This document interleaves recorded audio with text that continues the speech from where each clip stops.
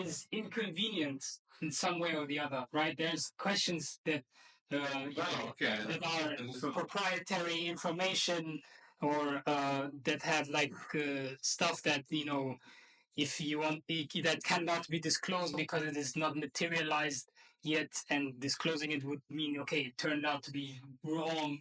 Kind of making predictions and stuff. There's also always these types of questions. So no, the problem is just English. Yeah, but my English is not so perfect to very well explain something, or sometimes some terms are very difficult for me to.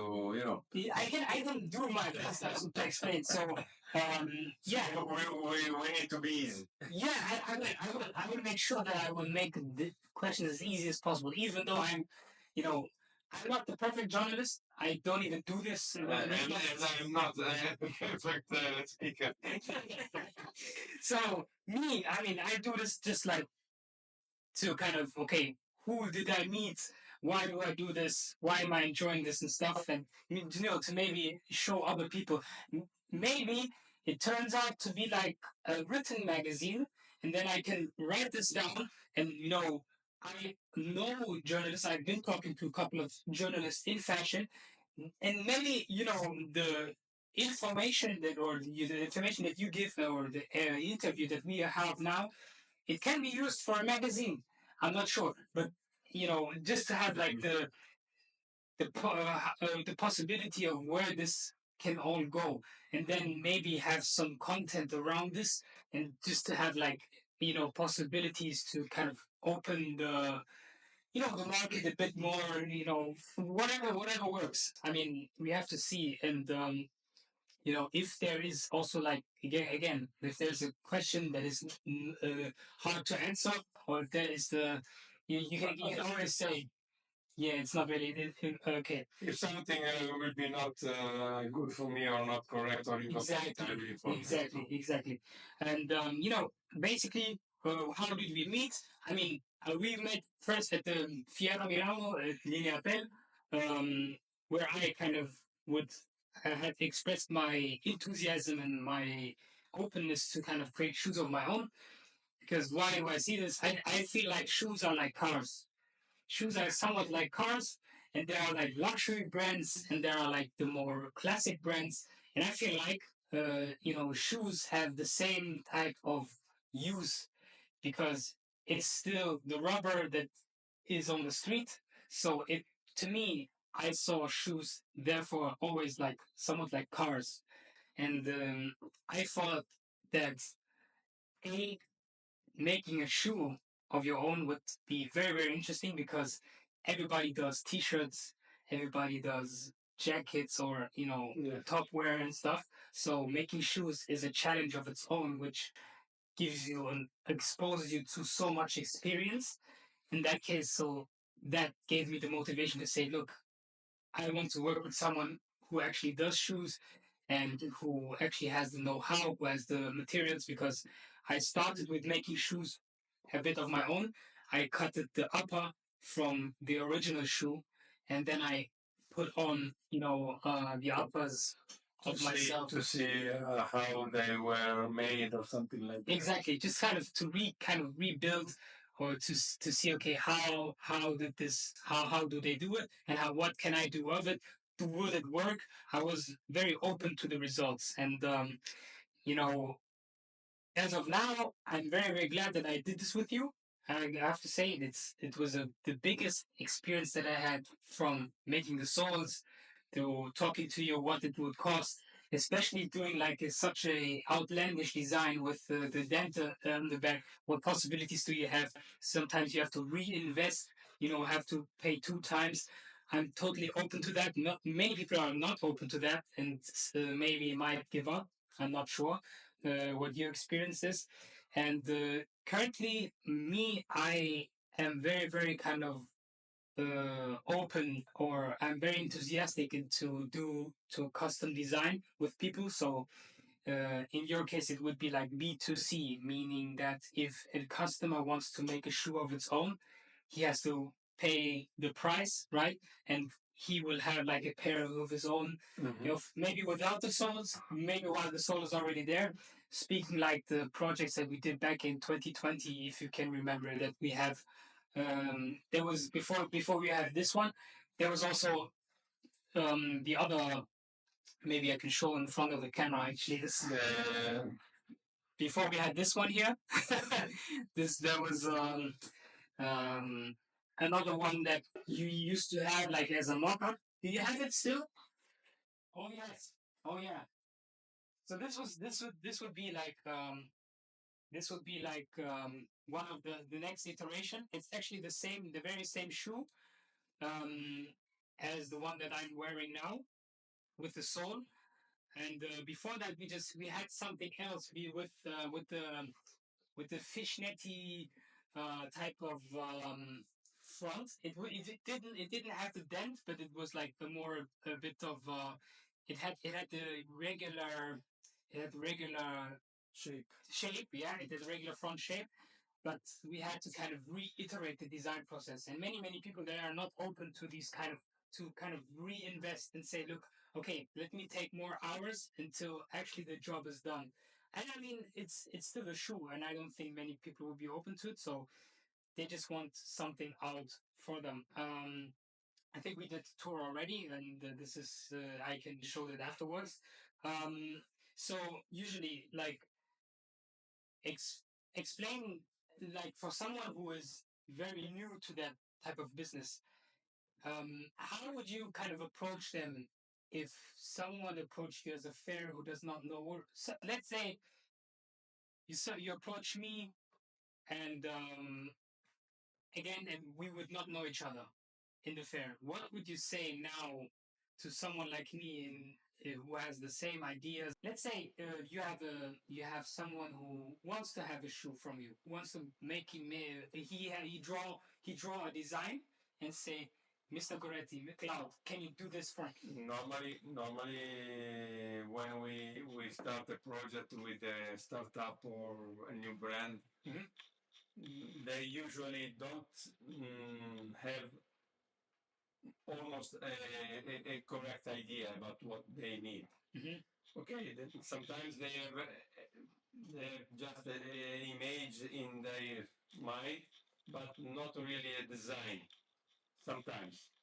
Sometimes they have also a sketch or something like that, and we just have to try in that case to explain them what is possible, what is not possible, which are the main problem to do that, or if that could be suitable or not, or fitting correctly or not. This is our main system to explain them which could be the problem or the question to thought. And then when everything is clear, we start to make a new design of that to to make something which is workable, which is correct for a production, for a future production, and explaining any type of eventual problem to the customer. Okay, okay. I mean, it's the same. It's the same approach. I can remember that we did this as well because I used to send you like a 3D sketch. I think. Yes. It was like a 3D image, and you wanted to have like a 2D version of it. But So it was a 3D shape. It was a 3D Much shape. more than a real project. It was just a first idea of the project, but which was really not not complete. Not just was an idea. Okay, good idea, but not totally correct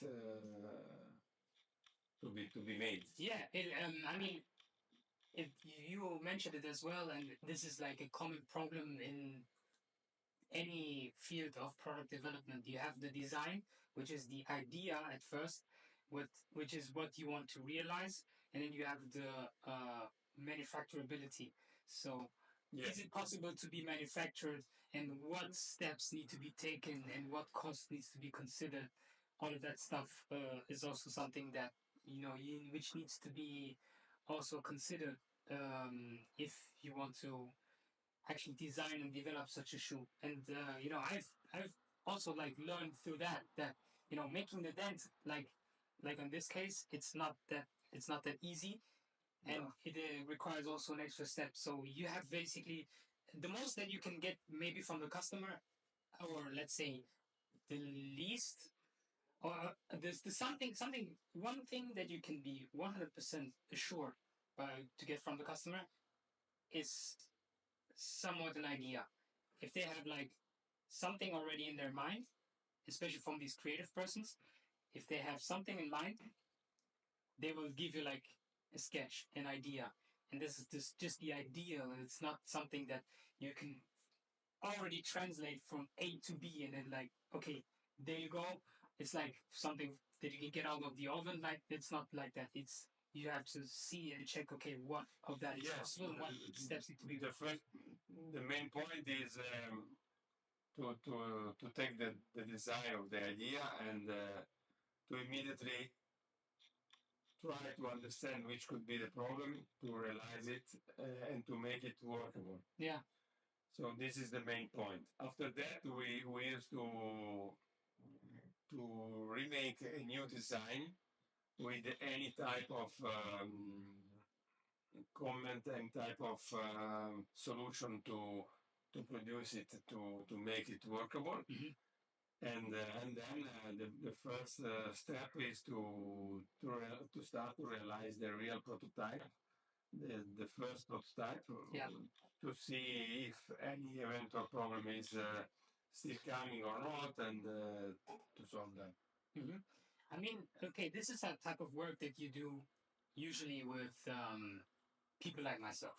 Yes, like they approach you with startup. Exactly, with startups. Mostly because Exactly, with people that just maybe start into the shoe industry, or maybe have the funds, or just kind of look towards making a shoe design of their own.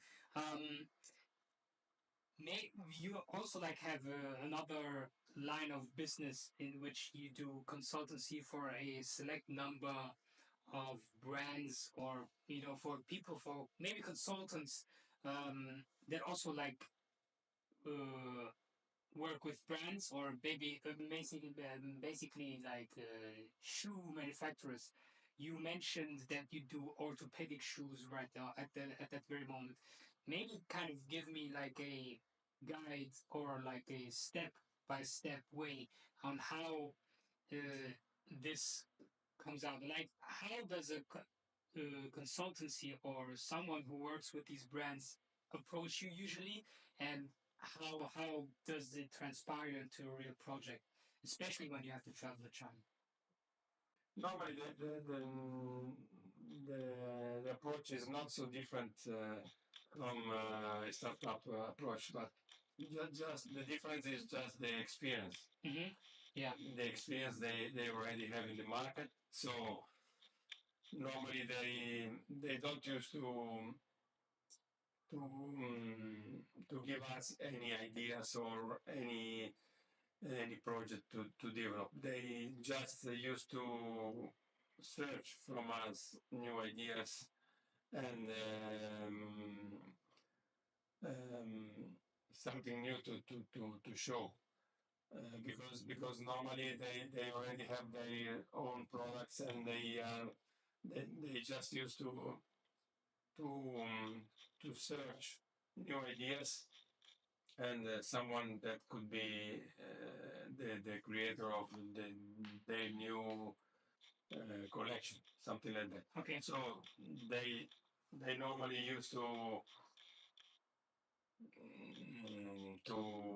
ask us to study to make new projects, starting from new designs or something like that, and finally producing also the first samples for them, and then that could be also sent by them or directly by us to China, which mostly is the producer of the main brands, and that could be realized that. And we follow step by step the sample making and everything to improve any detail and before the production. This is the I mean the step. These are the steps of the new projects. Okay. But normally they are just searching for new ideas because they if they have something already patented or something like that, they don't use to find something else or someone which could work on that project. They usually ask for new ideas and new concepts to be made and to be patented. Okay. So it's basically to be or to understand it fully, like they don't have the direct idea like a sketch or something, but they have. I think what they usually approach you with is a list of requirements. Yes, Functional requirements. Normally why they don't have, for instance, designs to provide us to because if they already have new ideas or something like that, they used to develop by themselves. By themselves, yeah. They don't normally they have already inside the technician or someone that can realize those ideas. But what problems do they approach you in that case? I mean, if they don't have like a design problem, you usually do design, or is this a consultancy for basically business processes or production of an already existing design? No, what they used to search is new ideas, new projects, or they also used to require about technical advice and consultancy to be introduced in China or India or wherever, and to start with new production there. If they still don't have, or if they have a problem, and if they want to approach some new areas to produce. And I'm glad that you mentioned new areas because one of the newest areas or one of the most promising things that I keep stressing in our meeting is basically 3D printed shoes. I'm not sure if how far along you are in that certain field. This is something that is not yet widely recognized. I think many people still cling on to like the traditional shoemaking with leather, with all types of vegan material as well. I mean, they have lots of new approaches. Which could be the future, but which is still not now. Yeah. I mean, if you have to produce a big quantity of shoes, Yeah. you don't, you cannot follow that process. Exactly. Because Yeah. that process is still not for the mass production. Yeah, you're It's right. just to, if you are Nike, Yeah. or Adidas, and if you want to produce maybe 300 pairs in limited edition, you Yeah. can do that. Yeah. Okay. Yeah. But if you want to produce a mass production for 50,000 pairs about a type of shoe, Yeah. you cannot work in this way. Yeah. And also, honestly speaking, I tried some of these products and they are not so comfortable. Okay. It's something much more for visual, for advertising, for, how can I say? Aesthetics, but not for a real production or a standard to be something standard for the consumer. Yeah. At the moment. Yeah. At the moment. For in the future, I don't know, but at the moment, I think this is my opinion. I mean, I can imagine and I can relate to that because if you do like regular 3D printing, it takes so much time, especially when you make a life-size shoe or a boot this big. It would take forever to have a shoe of your own. It has also a cost. Yeah, which is not so it's cost efficient. Yeah, not so cheap, will it? or maybe not always so cheap. Do you think the regular shoe price? I mean, you have inflation of the obviously, but how fast do you think the price of the shoe in the market? Let's say you go to Foot Locker, whether you go to Foot Locker or to Antonioli Milano, right, where you have the luxury upper class shoes and stuff. Let's say, how high do you think, or how high do you think the curve will go in terms of the shoe costs for the regular consumer? Of maybe saying from 5 to 10 years. Do you have these numbers in? I think that not. I think the market is going always cheaper. Yeah. I mean in this moment, especially in this moment, also the very big brands are suffering. Yeah, exactly. The situation. What are something they that are suffering the situation because Gucci, Burberry, because they they lost a lot of sell, and their prices are still not convenient. Yeah, because in this moment the situation of the market is very difficult, and they are suffering much more than the normal brands or the cheaper brand. But generally, what I think is that we are always going to a market which will be, I mean, not really cheap, but not so expensive than before. I mean, even if many people still can buy shoes having a price of 1,000 euro, for instance, this is not the future. Yeah. The future is to have a good product with a correct price. Correct price means that that probably the most important brands will cut some of their expenses. Yeah. To make their products more cheap than now. Yeah. Because now when you pay 1,000 for a pair, it's because of the advertising, it's because of many costs that big brands have to support. Yeah. But for the future, I think that they will cut most of these costs to make a product maybe better quality and better price than now. Yeah. This is what I think. Yeah, I mean, because also their quality is not always so. It's not, yeah, so good comparing to their prices. Yeah, yeah. This is the main point. So many of consumers, they really cannot understand the real quality of the shoes. I know. This is the big problem. This is, yeah, when they will better understand, yeah, that the quality of a pair which has a cost of 1,000 euro is not so important comparing, yeah, to the price, yeah, they will not buy anymore. Yeah. Yeah. But they will search something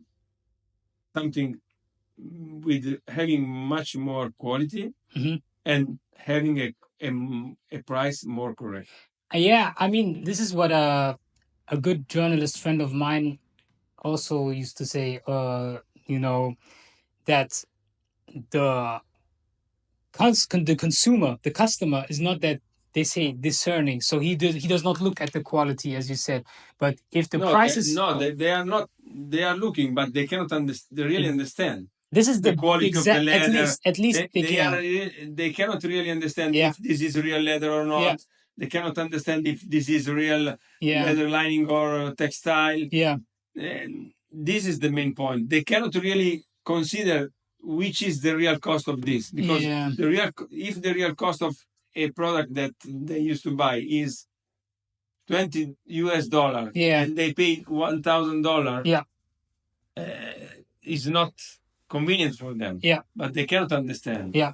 Or most of them, they cannot understand. And as soon as they understand, and as soon as they say, okay, the price of the buying is very, very cheap, so what am I paying this €1,000 for? This is like when the customer kind of has the why I have to pay just for the name? Yeah, exactly. And I think this has not a real sense. To pay 1,000 for a product which has a real cost of maybe $30. I cannot pay more than $900 for what? For advertising or the brand. Or this is not. This is not good for. Absolutely. Another side note, which is very interesting. Karl Lagerfeld, you know the Karl Lagerfeld, the designer. He used to work for Chanel, I think, and What? Karl Lagerfeld. Karl Lagerfeld, the designer, and he used to work for Chanel, right? And I think I heard from somewhere that he used to make a collection of purposely cheap materials, selling this high, and kind of communicating or letting us know, the people that consume, the fashion and stuff, right? Yeah, I make this stuff very cheap, but I can sell it to you this high because of the name. On that sense, it was somewhat of the mockery, and I think this is something that he wants to highlight as well. It's, just because you buy expensive, that does not mean that the material is also high quality. Sure. And a lot of people do not realize this. And Karl Lagerfeld kind of took advantage of this and said, I can make this collection of knowingly cheap stuff, and you would still buy it. And a lot of these fashion people, they know, okay, it's very expensive. I sell it expensive, yet with still like the cheap material, which is like stuff of their own. Maybe my approach in my case would be kind of, again, I see the shoe as something like a car, and the car can also be maintained in maintenance, right? You can change or you can repair stuff. And maybe if, I would allow everyone who buy my shoes to kind of have the experience of, him returning the shoe and either getting stuff repaired or, getting sent a new shoe, to include this into a price model, I think could be somewhat attractive. Do you have similar experience to that type of model? Like, say, I buy that shoe, right? I walk 200,000 kilometers with it, and of course, the sole will be used. Part of the shoe will be used, but I kind of like the shoe so much that I could rely on, sending the shoe back and getting a new shoe for a bit cheaper. Like having something, not just like a shoe, but maybe a shoe brand that gives you this type of service where you can actually exchange a shoe, buy it for a bit cheaper, and have therefore like a relying shoe manufacturer or shoe designer that kind of gives you the opportunity to switch not just the design, but also to maintain like footwear for longer periods of time. Is that something that you could see in the future? A lot of industries, and if you see the summits, and if you see like World Economic Forum, they keep talking about like having the circular economy. I think that something like that it could be more easy for a startup brand than for an important brand. I know. Yeah. I mean the important brands or the main brands used to or need to have important selling. Yeah. So they need to have the quantities. Exactly. Especially on the basic products. So I repeat, if they make any limited edition products, okay, they can do something like that. they can do something special or something which could be maybe not the best seller of the market, but something which could be appreciated or something like that. But this could be more easy for a startup to make a small production with a particular type of shoe, correct price, and something which could become something special for the consumer, for the buyers. Because as you said before, sometimes to have a different pair of shoes is like a must. Is like something that can say, okay, this guy is very particular guy because has a particular type of shoe, and is individuality. Yes, is something which can explain better about you, and that could be important. But this is not for the mass. Yeah, this is not for the mass. It's just for instance, imagine in this moment, also in USA or something like that, also in Italy, there is a culture of maybe a rap culture or something like that. They used to buy very particular shoes or very limited edition shoes. But this type of shoes used to become like symbols. Yeah. They are not real the standard ones. They became like how can I say artistic items. Like pictures, something like that. Yeah. Each pair can be something really special. Yeah. So you want to have this pair because you are the only one that can fit this pair of shoes. Yeah. Then this is something different than the normal mass production or the standard shoes which are in the market. Yeah. So when you make something like that, you can also provide something special. You can maybe have a different price, but this is not I repeat, this is not the mass production. Or it is not. It is special. Irregular. It is absolutely irregular, obviously. But could be interesting for a startup. Yeah. I think so too, because I mean, I'm not sure how many people see shoes as something like a car, but I still have that not idea. Many. Yeah, I'm sure not. I'm sure not. But I still have that idea because especially if they are not young. Yeah, yeah. If they are people really not so young, for them it's not interesting to have something special. But it just is interesting to have something normal. Yeah, having a correct price. Yeah. I think so too. I think so too. This is because I've been contemplating with this idea for a very, very long time. I mean, something that it could be also very important or very attractive if you kind of combine this with 3D printing. Let's say shoes. If you have like single production, not mass production.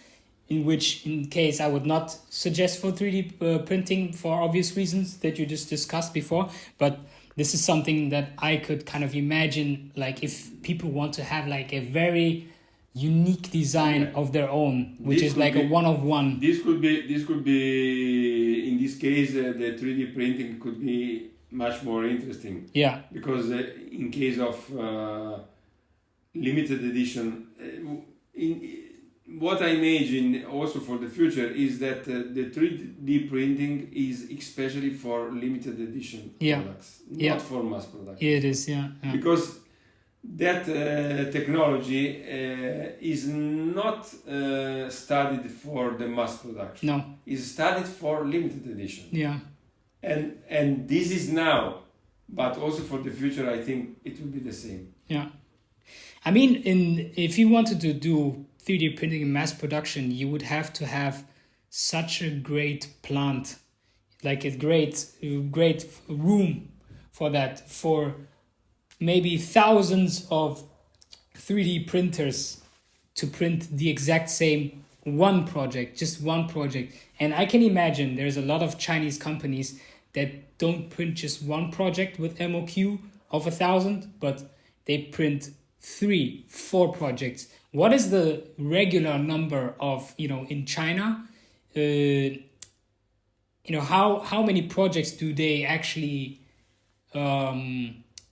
work on during one window of time? Let's say you visit China for a month, right?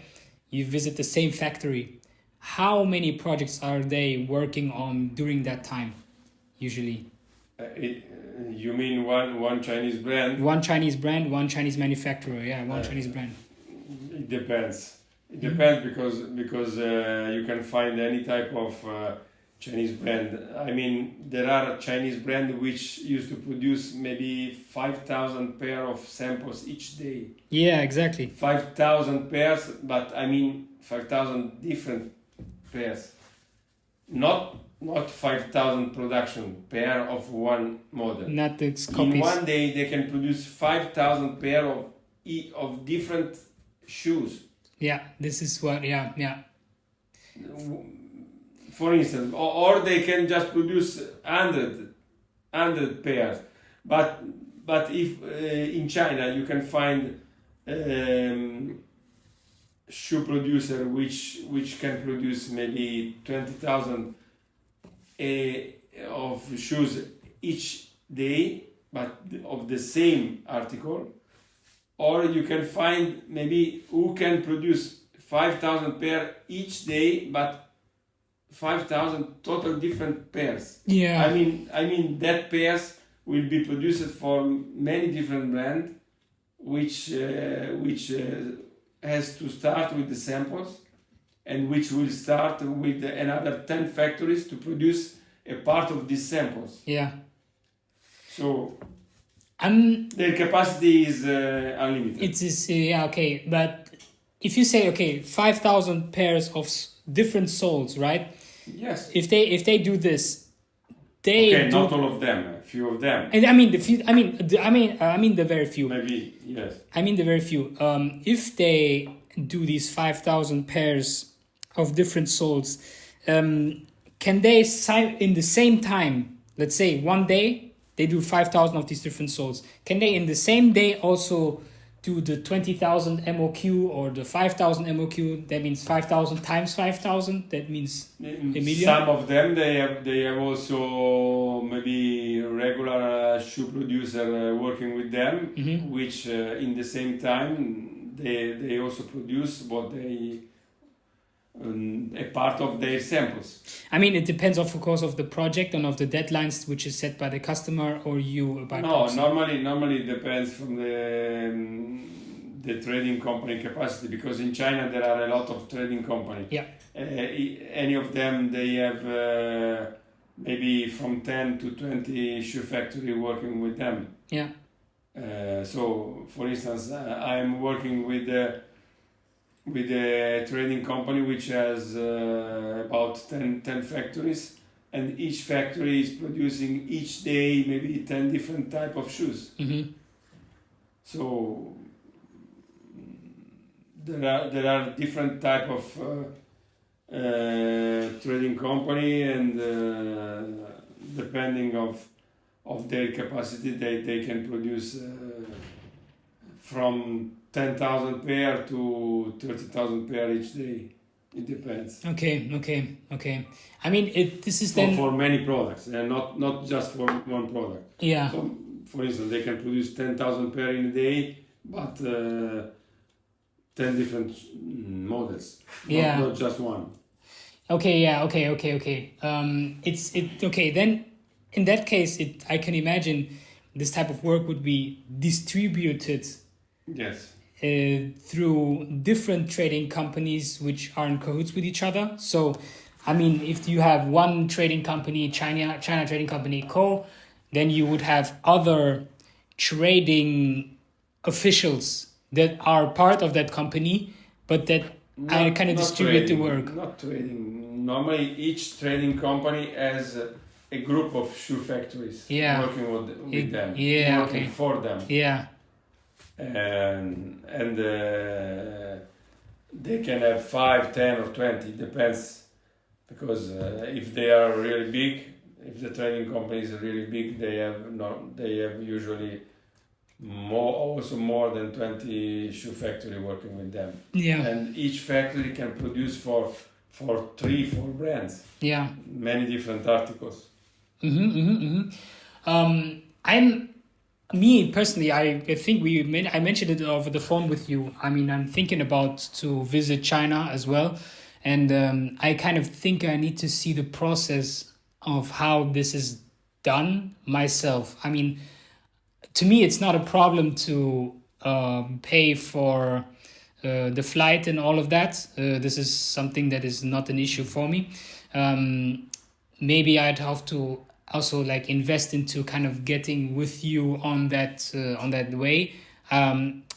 You already told me the price of that, but you can send me like a catalog, or I can write like a list of the prices, and then you can confirm me. Okay, this is. Yes, we can discuss about that, but as I already told you, I can introduce you in China on a few of my partners. Yeah. As I already did, and as I used to make with my European customers, no problem. Yeah, absolutely. I can introduce you there. We can fly there for a week, and we can visit some companies, and we can also discuss with them your event or production about our products. And yeah, I definitely will consider this. There's one also, like you already mentioned that the big companies also are suffering, so you are already familiar with the news, which I also read and seen. There's a lot of big fashion houses that are currently also suffering due to their failed sales, especially in Asia and China. Me personally, I know that fashion. You mean the fashion brand? Fashion brands, yeah, big fashion. In this moment, they are especially suffering because they lost a big part of Asian market. Thank you for taking that word. because the Asian market was very important for them. Yeah, it's their main customer base. As you know, especially in China, there are a lot of people very rich which like to buy Gucci, Armani, or Ferragamo, or something like that. Exactly. But in this moment, they are these brands lost a very big part of their market, also there in China, because also in Asia in this moment the situation is not so exciting. I heard that too, because I forgot the main reason, but I think the main reason is is very, very easy. After COVID, 2-3 wars started. So one of the main, for instance, China lost a lot of orders from Europe, from Russia, because of the war, from Germany because of the situation. Also India. India is one of the biggest producer for German market, for European market, but especially for German market. And the most important Indian brands, last 2 years they lost from 40 to 60% of orders starting from Germany, coming from Germany. The most important brands from India lost these orders from Germany. Imagine the not so important brands, how they lost. So this is a very important question. This is a very important question for why the situation why the reason of this situation in the world, because China market lost a part of European orders and Russian orders, and also domestic market orders because of the situation, which is not so exciting also in China. So also many European producers came back from China for many reasons, because of maybe the war is also in this moment delaying all their orders, and then if you have to wait for an order for 1 month, it's okay. If you have to wait for 3 months, it's not the same. So there are a lot of reasons for this situation. But okay, one of the reasons is the global economic situation. Yeah. But the global economic situation is also depending by the war. Yeah. By the wars. Yeah. Absolutely. You have also like a lot of political and, as you said, political and economic implications that came with, a lower interest in buying. But I mean, what I can imagine is, China has a trade fair, and one of the things that I also am very excited as a shoemaker myself is to kind of introduce that to the Asian market. I'm not sure how receptive they are, because I think they are more interested in the more known brands, of course. No, this is not the main reason. They are more interested to the very popular brands. Yeah, exactly. Just because the very popular brands used to give them big orders. Because the problem is that, I don't know if we already discussed about that, but usually when you go to China and if you want to place an order, you have to place an order starting from 1,500 pairs, one model, for instance. Mm-hmm. Even if now is not the same. Yeah. Now you can also order less. Yeah. Also about 300 to 500 because of the situation. Yeah. But normally they are searching for brands who can order them each season, maybe 50,000 pair, 100,000 pairs, you know that. Yeah. But so this is the main point. But the brands that you work with, I'm sure I can imagine, or I'm actually not sure, but I'm sure the brands that you work with, they also target the Asian market for the reasons that the Asian market at least used to make orders for brands like Gucci and the bigger brands that are known, the popular brands.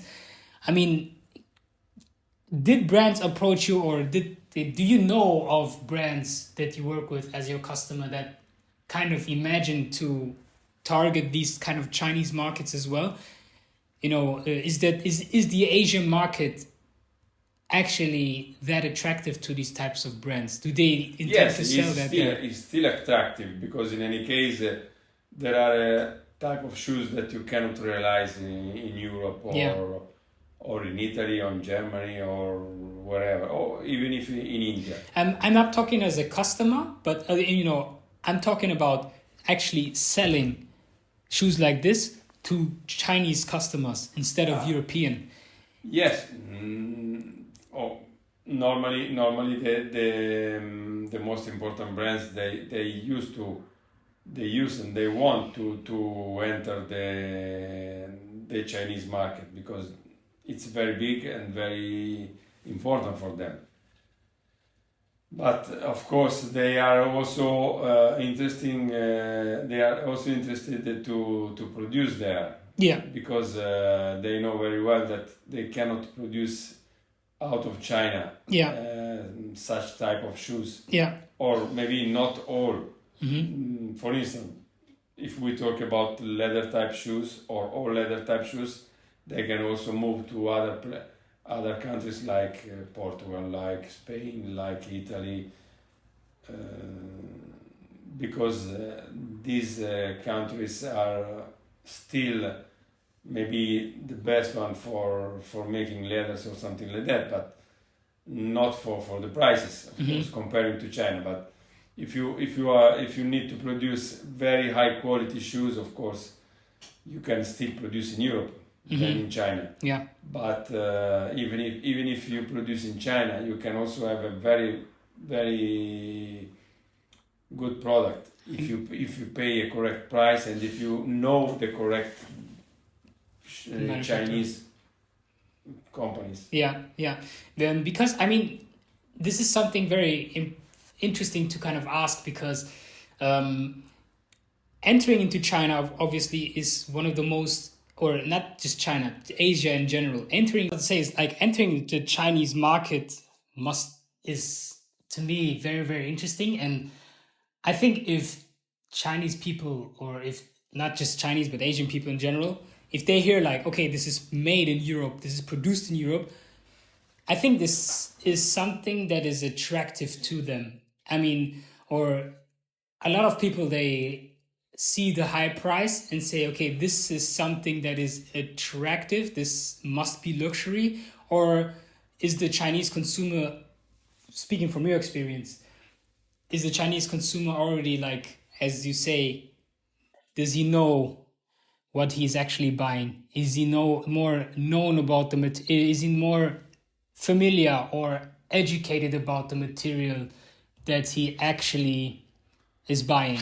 Chinese consumers, they want to buy the brand. Yeah. They want to buy Gucci or Prada or the brand, because they are focused on brands mainly. Yeah. Not always they take care about the quality or something like that. Okay, I mean, I'm not saying that they don't care about quality, but if they want to buy a product, the product must be a brand. Yeah. This is the main point. Yeah. Much more than the real quality of the product. I mean a part of consumers, not all of them. Yeah. But when you you're right. when you want to buy something which really identify you want to buy Gucci, or you want to buy Prada, or you want to buy Armani or Dolce Gabbana, you know that. And they are probably one of the main population which really like the brands. Yeah. They really follow the brand. They really want to have the brand because they want to show in this way that they are rich. Yeah. And when you want to show that you are rich, you need to have Gucci or Prada or something like that. Yeah.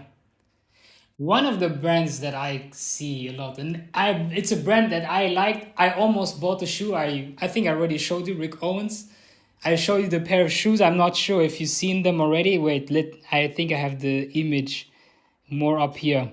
I have it in the favorites. I have it in the favorites, I think. No, I did not. No. Damn. Wait. It was a pair from who? It is a pair of the name of the brand is Rick Owens, and Rick Owens. Rick Owens. Yeah, Rick Owens. I know this brand. Yeah, exactly. And he has like the shoe with the so many thousand laces. This is the one shoe that I said I want to buy this.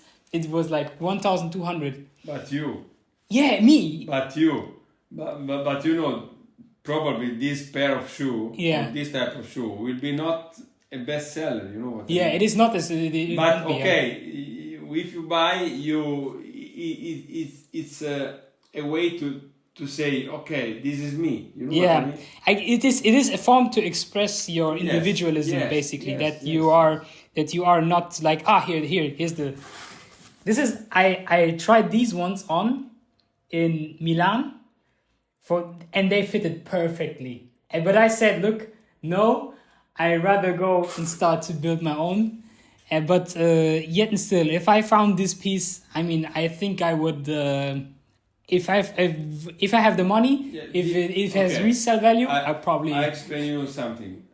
This is a reason why you could be a particular producer. I mean, the problem is your name. Yeah, exactly. Not your name. I mean, I understand. Because you are not Rick Owens, you are not Gucci, you are not Prada.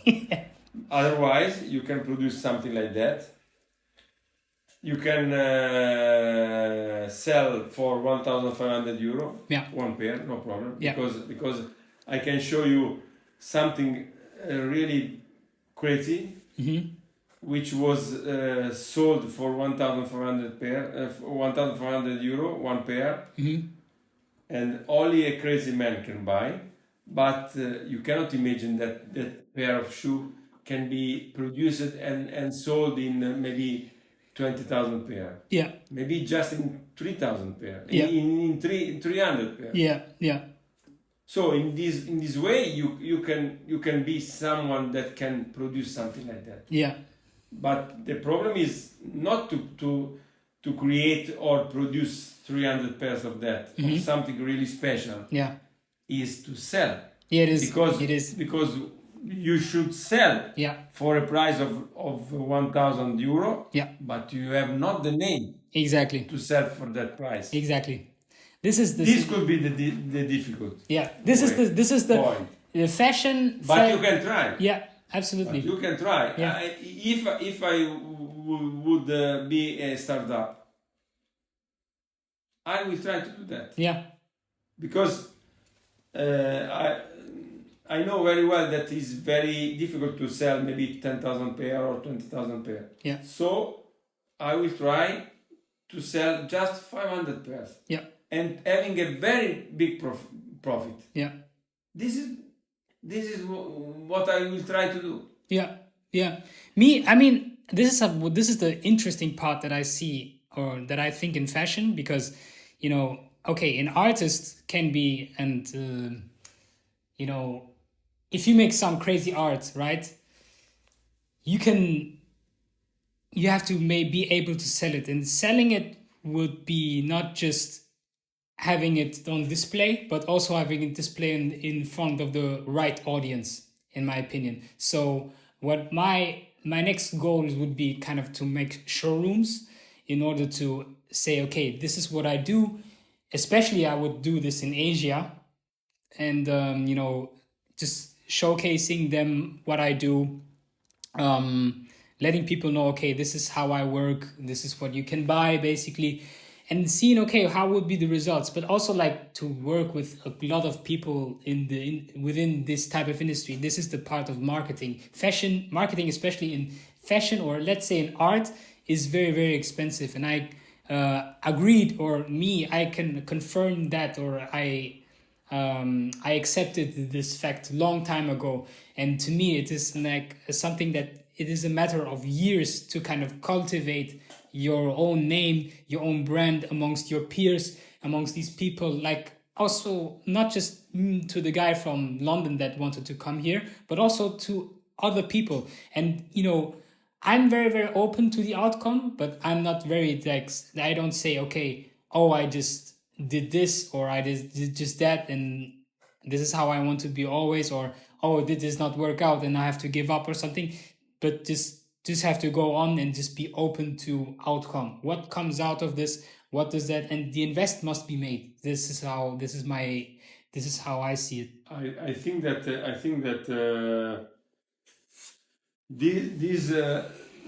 this question is very interesting because it's difficult but also exciting. Yeah. To make something really new. Yeah. And to produce in a limited edition. Yeah. Really a limited edition. Exactly. Don't worry about to sell a lot of pairs, but just your shoes need to be like a must. Yeah. So just few people in the world has to buy, like as you said before, like a Ferrari or like a Lamborghini or something like that. Exactly. They has to become a must for the people who buy. Yeah. The only question is that to do that, you always need to have something really particular. Yeah. And to have something really particular means that you cannot use any soles already in the market. Yeah. And this is the main problem, because when you have to open a mold, you know that you have to pay to open a mold. Yeah. And so you have to afford this cost, but you absolutely need to have for each product a different mold. Yeah. A different mold, and to be really unique. Yeah, absolutely. And then you have to consider very well the cost, because you have just to produce 300 pairs or 500 pairs and sell. Yeah. But for a very big price, for a very expensive price. Not for 200 euros. Exactly. But for 1,000 euros. Exactly. No problem. Exactly. Because you have to sell just limited edition shoes. Yeah. I mean, you cannot fight with the brands. No, I don't produce 20,000, 30,000. You can. Of course, this is the thing that it's not impossible. Yeah. It's not possible.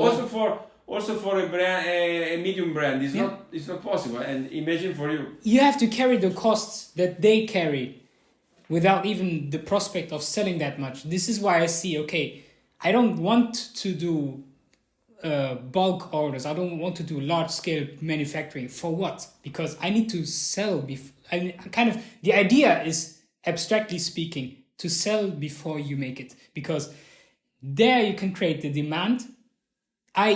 you can create already then the scarcity, and then you can also have like, oh, okay, I'm waiting for the next drop, because you need to have a very good advertising on social network. Yeah, exactly. You can sell online. Yeah. And you can sell to, for instance, just 20 important shops, 5 pairs here, 5 pairs there, 5 pairs there. Yeah. Not more. Yeah. Any person that enters the shop has to say, okay, this product is very unique. Oh my God. Yeah. I cannot find in another place, for instance, because I can find only in one shop in Italy, one shop in Germany, one shop in Brazil, one shop in London. Only one shop. Yeah. In a country. Yeah. One shop per country. Yeah. Yeah. And then you have just 300 pairs all in the world. Yeah. But selling easy in any case, because you know what I mean. Yeah, absolutely. I mean, it's not easy. Yeah, I'm sure it's not easy. But it's a point. It's an important question, in my opinion. I'm sure I always thought about that. If I never really thought to do that. Yeah. Because I always had a lot of customers to follow and something like that. Yeah. But if I have to start with something like that, I will do that. Yeah, and I think the one major approach, in my opinion, is to start a small showroom. I mean, I can imagine going to Asia next year, to Korea, to China, to Japan, Vietnam. Yeah, also. Vietnam is one of the best producers also. Yeah, not just together with China. Not just a little bit more expensive, but also well working. Yeah, but not just to produce, but also to kind of introduce the brand in front of the Asian audience. And if I like open this up as a showroom, I'm sure suggest you should open in China, Korea, South Korea, of course. South Korea, yeah.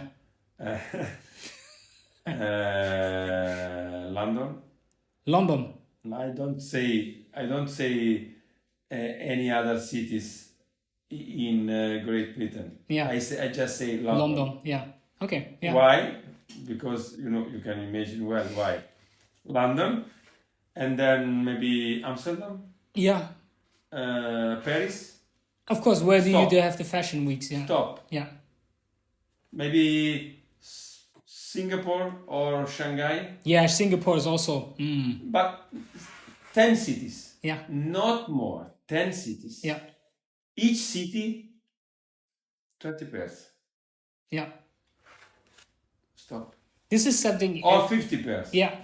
This is something I would definitely brainstorm. I mean, my approach has to be still a bit subtle because I have to kind of be prudent with my financial resources, of course. But to do that, first you have to create the demand. You have to create an interest. And this is why through the social media, because when I see a video, your video, I have to think myself, where can I buy this shoe? Where? And you have to create my interest. Yeah. And then if I want, I have to go to Rome. Yeah. I have to go to London. I have to go to Shanghai or whatever. Absolutely. Yeah, I think. Not in any place. No. I don't want to make maybe this one city in Germany. Yeah. Maybe Munich or Düsseldorf or Stuttgart or Frankfurt or I don't know. I even thought about doing like, especially if you think about this one-of-one thing, I even thought about like doing a special service for someone who is ready to pay an exact price, the right price, to kind of me personally bringing them the shoe and have the full personal, like it has something like a prestige, like someone like maybe a butler or something. We forgot something very interesting, very important. USA. Of course. USA need to have maybe also 2-3 points to sell. I will be also in Art Basel after this. Because if you can have someone who can buy in New York your product, yeah, you can very well start, because it would be easy to hear about your shoe. You know what I mean? Yeah, of course. I mean, definitely. I mean, I have to. My next step would be kind of to go on a world tour, basically, and have a showroom. Just introduce myself. Okay, here I am. Whoever passes by, there may be people interested, there may be people not interested, and then I can kind of scan and see the demand. And if I see the demand accordingly, from then on I can kind of nudge and say, okay, there I will open the store. I will open the first store maybe in Korea, because there's a lot of people that signed up to maybe buy one of these shoes, right? They say I want to be in Korea. Ideally, I would also have like people to send me their foot size, give me the foot size sample and stuff. Go back to you and say, look, I found these and these people. They already paid, and then I can forward you the money. Then we can kind of start from there. This is kind of my approach, kind of starting up slow.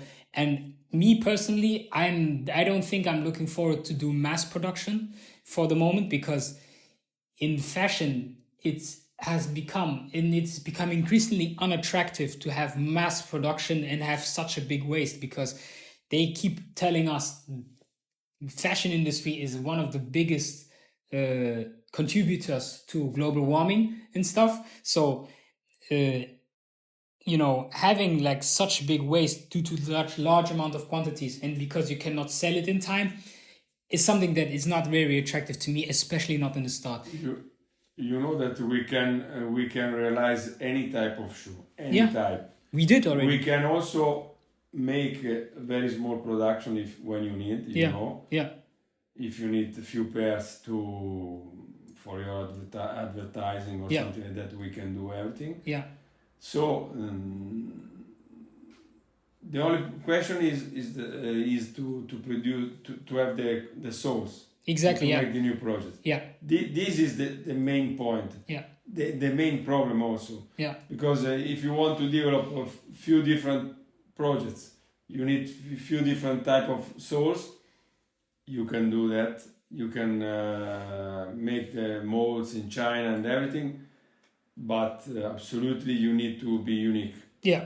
To do that. Yeah, absolutely. Otherwise, no sense to do that. Yeah, absolutely. I mean, I'm trying to be unique as possible without, trying to reinvent the wheel completely. But, I mean, we have to just wait and see. I mean, again, we have to consider the outcomes without being too much influenced by them. I mean, this is just something that I have seen all of the times. Maybe I've talked about much about me and about marketing. I think this type of approach is something that can be applied to a lot of future product, not just shoe developers, but also like product developers who want to start their own brand. Is the way to kind of make sure to sell it before you actually before you make it. Like it doesn't help you if you start with the product itself. You have, 10,000 pairs somewhere stored just to rot and just to be eaten off by rats, partially, or by any type of rodents. In somewhere in a factory, it does not help you if you keep it stored there. It will develop mold. It will develop it will become wet and stuff. I think the next approach would be low quantity, kind of just-in-time production, and kind of to smell the demand of the customer at the right time, and then strike while the iron is hot. This is kind of my approach, and I think this is the approach that many more people should take, especially when selling like tangible products. Yeah. So I think one of the last things I would love to kind of talk about here is I think we'll go through the history of your shoemaking, like who started it. I mean, you already mentioned it before, so I think in your case it would be also like interesting to kind of give me an insight of your experiences, like how did it start? You can maybe give me a timeline. My father started in 1969. He was a technician and a designer, also an artist, because he was not only a shoe designer, but also he was also able to make pictures, to make he was really an artist. But okay, he started with the shoe designer company, and I was when I was 16 years old, I was also starting with him. He asked me to start with this work. Yeah. And okay, I was excited about that, even if my dream was to be an engineer, but and also an architect. But I tried to with this new job, and I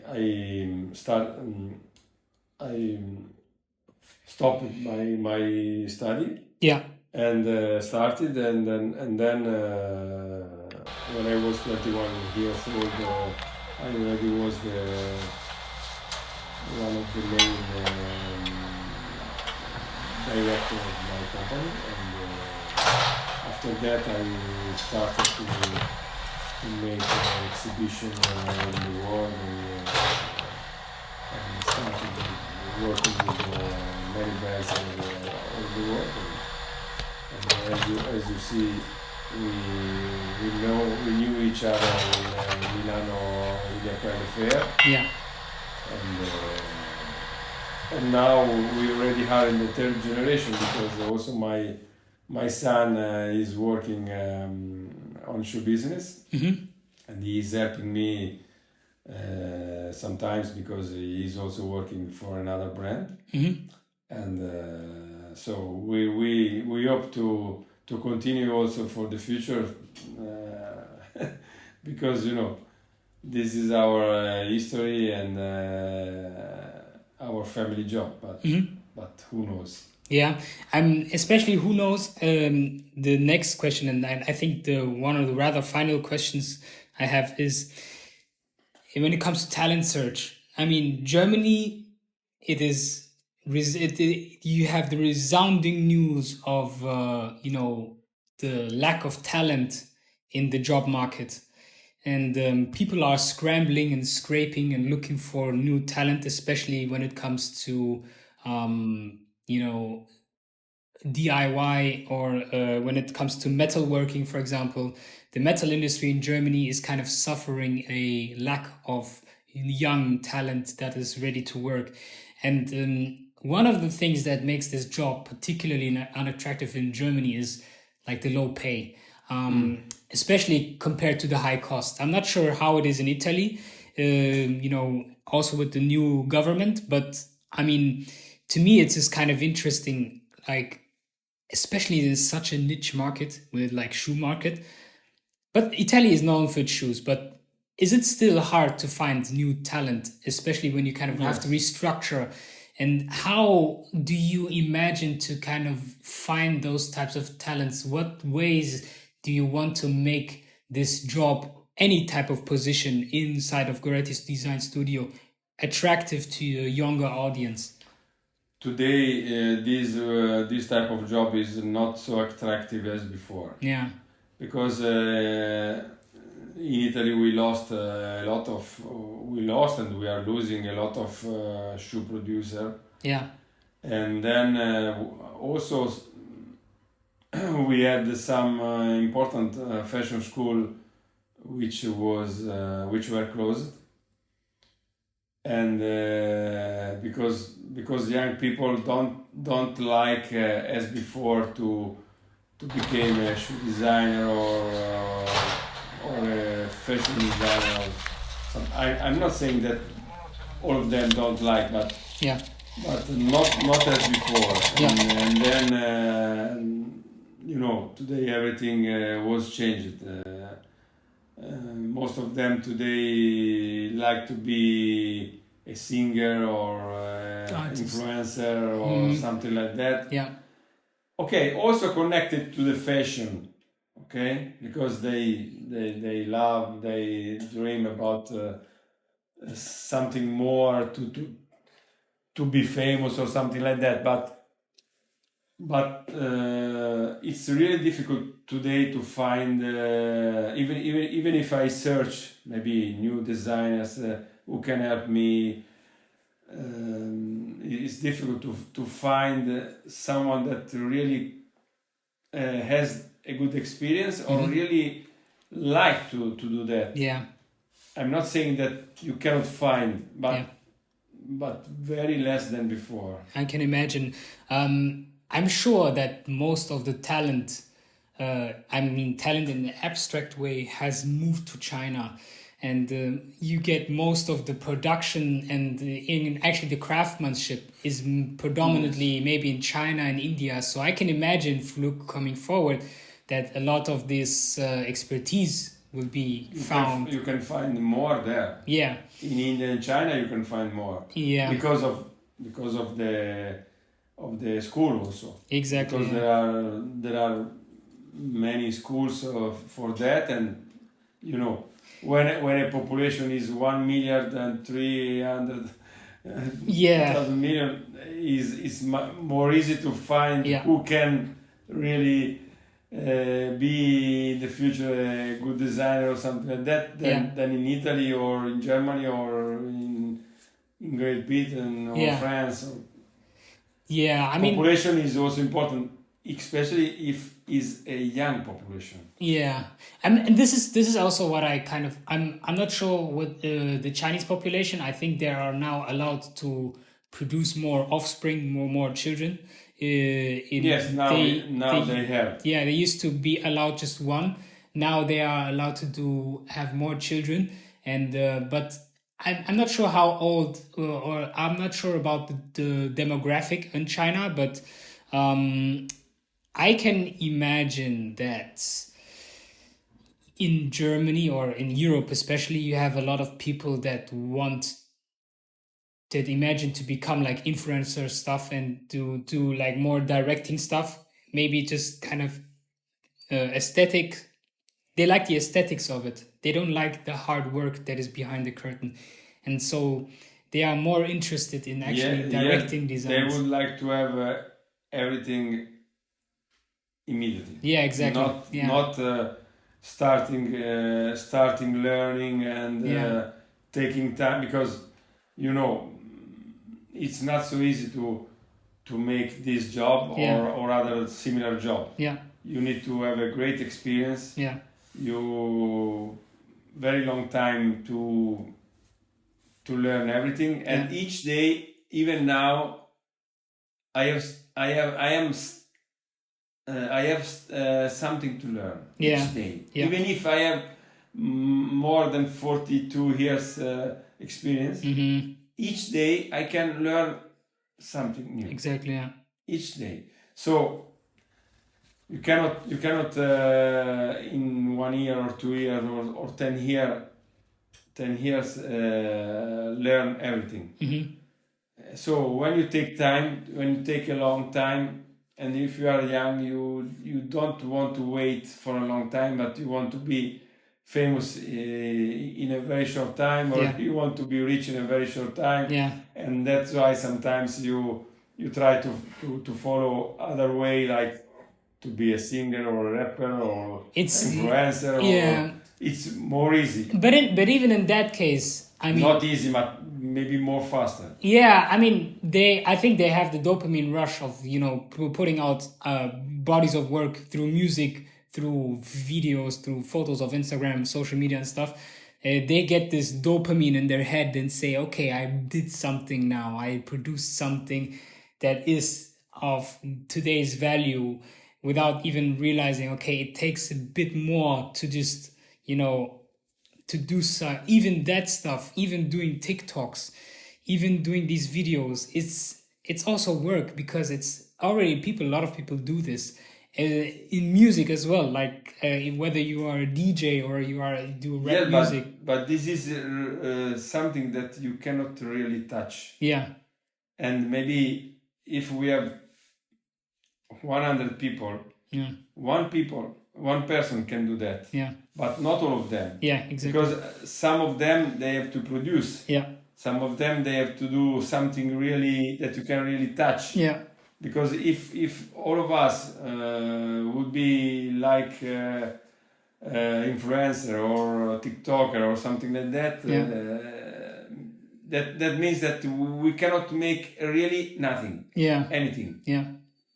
We just speak or imagine something, but this is not the reality. It is not. The reality is to touch this. Yeah. Is to make this. Exactly. Yeah. To be able to produce something. Yeah. This is the real life. Yeah. Not just to follow someone on the iPhone. Exactly. Yeah. I mean, I agree.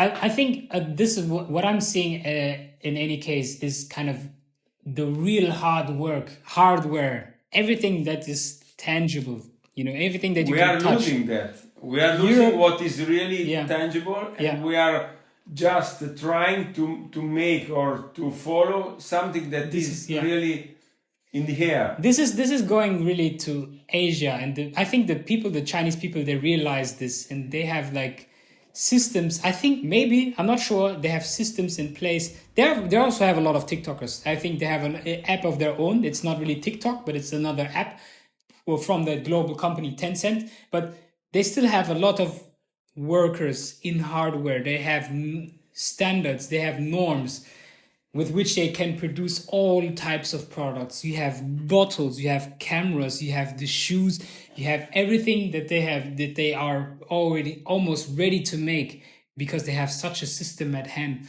And this allows them to kind of, be the next economic power. And I don't know, do you consider, I mean, I'm not sure, I hope it does not happen, but if all falls apart, how good is your Chinese language? Do you consider kind of?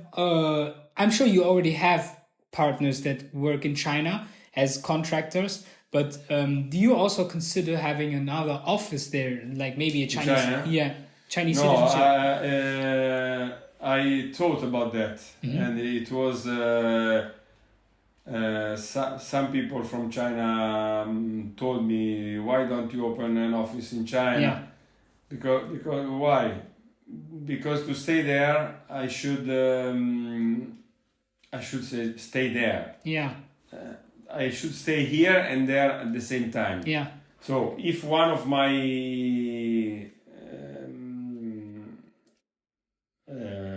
sons would like to stay there, okay. I could stay here, he could stay there at the same time. We have two very good locations. Yeah. But if I cannot stay there because my main place is here, I cannot control well what another person from China or from Italy can do staying there. Yeah. You know what I mean? Yeah. It's not convenient for me. I thought about that many times, but in the same time, I should say here and there. Yeah. If not, you need to have a person who really is like you. Yeah. So yeah. he has to be like a person of your family. Yeah. Or a person that you trust very well. Otherwise, you cannot control anything. Absolutely. And today is also very easy to be in contact with any place in the world. Yeah. By video call. Especially, it's not a problem to really have an office there if you really can't stay there. Yeah. I mean, this also like inspired another question, because the one way to make this stuff more attractive to the audience, I think we have 1 hour-ish left. Yeah. This inspired like another question, because there's a way, I think, in which you can make this business more attractive to people. I think. I mean, you have to just see and look. Do you invite, or do you have workshops on your own, or organize such events in which you can invite people just to have a look inside? Just like myself right now, as I'm doing, like have a room tour, maybe allow people to make the shoe of their own, maybe to kind of, if they pay, of course. I mean, this makes it more attractive to you to open such a workshop. So let's say you invite, 10 people, right? 10 people from, it can be all around the world, to Porto St Elpidio to organize such thing, and say, or, maybe Italian people from Europe, because it seems to be not that attractive, but, invite them, allow them to kind of work on these machines, right? And then have like a shoe of their own by that regard. Maybe have someone that watches over their shoulder, not that they kind of mess up the stitch and it becomes just like a. It's difficult to organize that. Yeah. Because especially now. Before it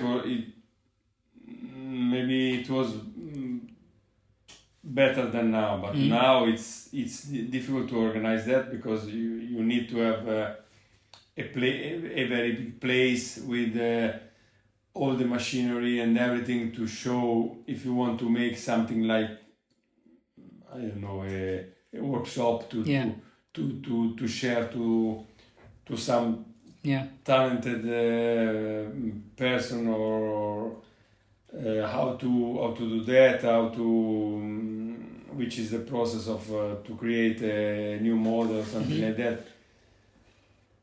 Everything can be made, but it's not so easy to organize that in this way, in this moment, because my work now is totally different, as I explained you before.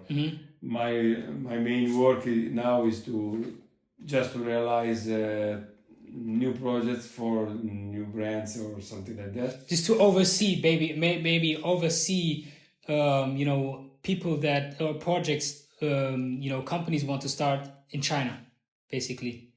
Is that the best way to kind of? You already said it. You don't have to repeat it, but in consultancy, especially, Yes. especially if you travel to China, the customers tell you, okay, we want to do this project going on. Yes. We want to produce 10 orthopedic shoes, for example, and we would like to produce them in China, and we would need you to kind of source the factory to kind of get in cahoots with the trading companies that are involved with them to kind of oversee the manufacturing process. This is basically the job that you kind Yes, of. my main job in this moment is to develop the new projects for the startup Yeah. or for the shoe industries which need to develop new projects. And I show you something. This is our system to work. Okay. I think you remember that. Yeah, I saw that one. So we when someone or a startup or shoe company requires something Yeah. some new projects, we start with Backpacks. developing new designs and something like that, and then we realize everything: the shoe maquette, the shoe prototype, the sole maquette, and everything, and then everything is ready to be produced, and in this way we can together with the startup or together with the shoe company we can take with us everything to China. Yeah. Or send to China and then go there for a week, for instance. Yeah. To follow everything and to start. I introduced the company to my Chinese supplier, and they start to make the samples and organize the production and everything. Yeah. Okay. So this is basically your main line of business. Also, is like to work with people like myself or any type of Yes. size of startup, basically to kind of realize the shoe production. Okay. Okay. In that's so the other would be, as I said. I mean, you. I think I can replay the interview and then I can check. Okay, because of the consultancy, as far as I understand, is basically to introduce them with new ideas, if I understood right. No, I can. It's a bigger company. My consultancy is to make new projects or just to introduce them there and to solve for them all the technical problems on their collection. Okay. Because sometimes they also required me to go there to check everything there about their production. Yeah. Okay. Yeah. For instance, they have some products. They need to search a company which can produce for them. Yeah. So they want to be introduced there, but they also need a person like me who can explain to the factory everything, to make the new samples, and then everything to make the mass production, which also has other problems. Yeah. Because you have to teach them to make everything. Yeah. Yeah. To solve any problem on the shoe. Okay. No, I think this is, I think, a bit more. And now I kind of, through this repetition, I kind of understand it a bit more. But it's something that I was also familiar with, and that I used to kind of follow also with other people that do the same, let's say in Bangladesh or in India when it comes to shirts and stuff. I used to do the same also in India, for instance. Yeah. Yeah, I mean, this is the way. Of course, we cannot show it on the camera, but this is the way you can you create your tech packs. Basically, you have the lateral side, then you have the sole. Basically, the design. I think I've seen it as well. The way you do it. Then we make all the color version with the material combination and everything. Okay. I mean, but these are also a part.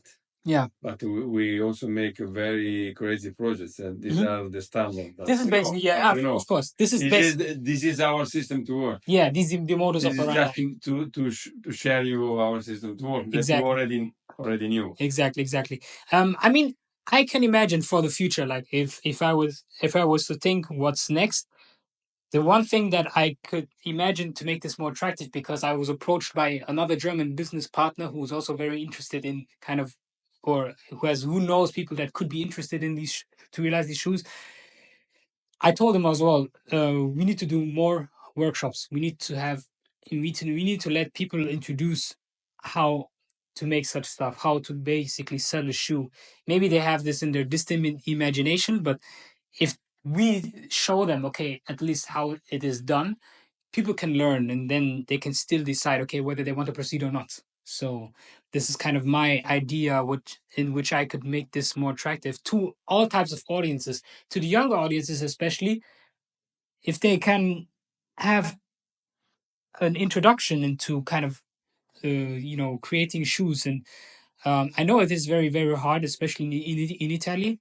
But if we find the right people that would be interested in such stuff, I'm more than open to kind of make these types of workshops, and invite people in. They pay for the flights, they pay for the ticket, they pay to see you, they pay to see the people that teach them this stuff. Maybe it is a school that pays, maybe it is someone else that pays, a large institution, a company, it could be anyone. But at least to have like a walk, and then to a school that have still some of these machines left that you also use, and then to kind of have a hands-on approach. Maybe there's some parts of the operation that needs to be done by the experienced people, but at least to have like to get a hands-on into stuff and not be afraid because of their lack of because they have no experience, not to be afraid, but just to have like a hands-on, okay, this is how you do a shoe. And if some of them see, okay, oh, this is how you do it. It wasn't that hard after all. So if they already did it, right? If they was on the table over there and said, okay, this is how you do. Okay, this is how I kind of put it on. And then, okay, here you have the product. And if you have the finished product, right? And if they can hold it in their hands and say, this is what I, even in parts, right? Even if I did one part, if they hold this in their hands and say, oh, this is what I did. This is awesome. I can imagine doing more. Then maybe we can This is like a school. It is a school. It is a school. You have something like that in Milano. Yeah. Assolutely. Okay. Awesome. But this is also a school. Yeah. This is just a school, and you cannot. You cannot have something as you are requiring in that school. You have just to go to the school. I mean, if you know someone that really want to learn about this type of work, he has to go. He has to go to the school and do years of things. Because that school is just 3 months school. Oh, it's just 3 months. Okay, so therefore, okay, that makes sense. And they can just live there for 3 months. Wow. Okay. And then they can teach everything. That's okay. I thought if you said school, they can teach everything. Okay, as a school. Yeah. After you have to be day by day inside the factory, and exactly you make practice. Yeah. But as a school, this is the most important school in the world. Yeah. In Milano. Okay. That's good that you mentioned this. And just I think just 3 months. Yeah. You can. 3 months is also very, very good. For someone to kind of introduce that, I think, in my opinion, I feel like you can also kind of shorten this a bit, right? Because I have to say, and this is something that you noticed also, the attention span of people is this low. They don't have that. They don't take that much time to focus on one thing for a long period of time. They lose the focus very, very quick. So they see this, like they see this stuff, they see the daily operations for 1-2 days, and afterwards they maybe like forget or something. They not necessarily forget, but they may lose the interest of that. So I think if you change this stuff from to much a bit shorter model, like for 1 week, but they pay, right? For 1 week, you can give them like a glimpse. This is my opinion. It doesn't have to be followed, or you can kind of say, okay, yeah, this is. I don't know the situation here, but you said it already because they don't like that type of talent. But if you make this exclusive enough to have only to give them only 1 week of time to just see what you do, I think this gives them like maybe the best thing that you can get out of it. This is, do you have more? And then you can actually introduce them to that school in Milano. I'm not sure how many people, and I'm sure if the number of attendees in that school has decreased, maybe it has increased, but I can see that all of this talent and especially all of this work is increasingly moving to Asia, moving to India, moving to China. So one way to kind of relocate or bring that back to Europe is maybe just the suggestion out of an uneducated opinion is to kind of bring this back through shorter workshops, to giving them the sweet side, so to speak, for just a short time. And afterwards they can still say, hey, I got that spark and I got interested. This I'm not sure if that was done before. Maybe it was, maybe it was not. I don't know, but anyway, it's not so easy to be organized. I'm not sure. I'm sure. Not so easy. I can imagine. Because maybe in the past I could say yes, we can. Yeah. But not now. Yeah. Not now because you need to have a space. Yeah. Space and you need to have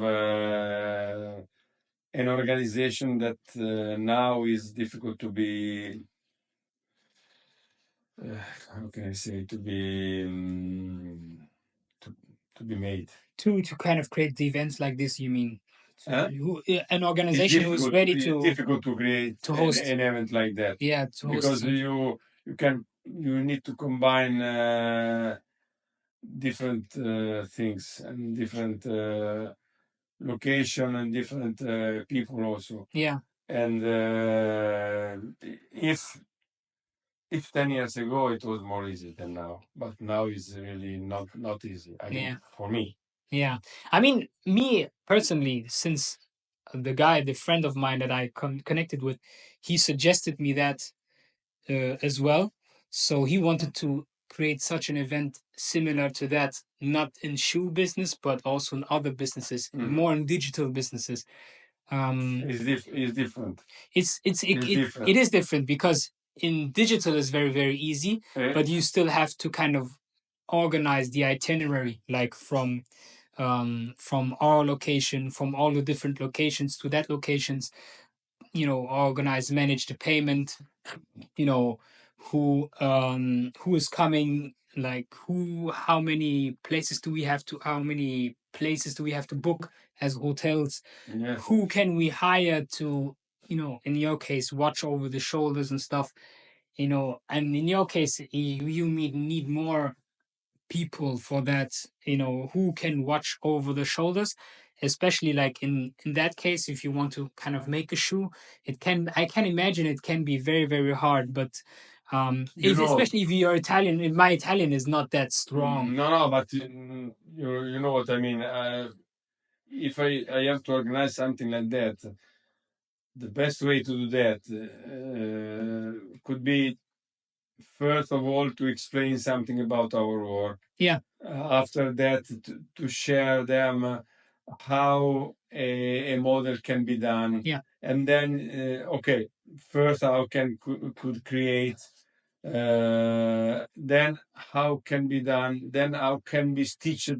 Yeah. Then you know what I mean. Yeah. Then how can be lasted and all of that. Yeah, it's different than organize a digital convention. Yeah, it is. Or creating a shoe has so many types of designs, which requires so many types of different work. Yes, the operations, basically, the manufacturing process. Different process. Yes. Yeah, manufacturing process. And each process has to be totally perfect. Yeah. Because if one of them is not perfect, the whole shoe. The final result will be not good. Yeah. It's not easy. Yeah. I told you. Yeah. That's why, in my opinion, a school like Ars Tutoria in Milano is the best solution, because they can do everything. Yeah. Because they have also all the machinery to explain to the boys to everything in any step, you know. If you want to make a video to the samples, and because if you need to put some images on your video or on social media, I don't know, you can. Yeah, of course. We can do this in the end. I mean, for the last question that I would ask, basically, what would you recommend, or do you recommend some content? Do you have like an interesting YouTube video, maybe of your own, or maybe of some other producers, or some book of the school that you would recommend to someone who is interested in making and developing shoes? Do you have like a shoe Bible or a shoe production Bible that you have here in your office somewhere that you would recommend, or that you usually use for yourself, basically? No, I don't use any of them. What can I? Yeah. It's just you and you execute, right? Yes. I just made the hand sign. What can I recommend is to, if guys ask me, do you know any school which I can go to learn about this type of job? I can say Ars Tutoria Milano. Ars Tutoria Milano. Ars Tutoria Milano, yes. This is the best school in Europe. It's the best school I can recommend concerning if you need to learn about design, about much more about technical details. You want to learn about how to make a model, or how to realize, how to stitch, and all the technical details. This school is the best one. Okay. Yeah, perfect. I mean, for anything else, I will send you the whole footage of the video. You can see it for yourself. I mean, we exchange information, which is not that it doesn't go too deep into your proprietary work. So, but it was a very, very interesting exchange that I had, and I hope I can use this somewhere, in journalism, because this is how journalists usually work. They kind of collect information, and then they put it together. They cut the text. Yes. Yeah, it requires this. I can imagine. Yeah, but and I mean, you can then submit it towards magazines or somewhere. I mean, we have to see. I know one person in particular that I would love to kind of introduce that interview towards, because he talks a lot about business and fashion,